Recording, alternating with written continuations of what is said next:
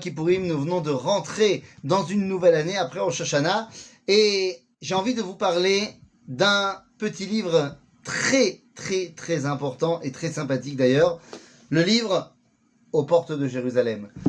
Alors pourquoi est-ce que je vous parle de ce livre? Au-delà du fait que je pense que c'est un livre qui doit être lu, je vais vous dire pourquoi moi ce livre m'a touché. Ce livre m'a touché parce que je commence à le lire, un livre qui parle d'un voyage, comme le dit la couverture, un voyage vers sa terre, son peuple et soi-même. Je commence à lire et je me dis, mais en fait, ça pourrait être moi, c'est mon histoire qu'on est en train de raconter. Et plus je rentre dans le texte et je me rends compte qu'en fait, non, il ne s'agit pas de moi, il s'agit de mon papa. Alors, c'est pas mon papa qu'il s'agit, mais il s'agit de mon papa.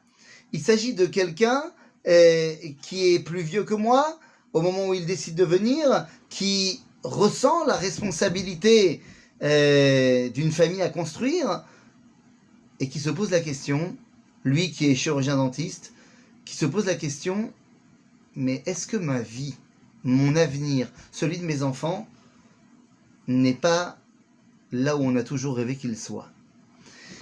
Voilà, mon père n'a pas encore fait l'Alia, mais son fils a fait l'Alia.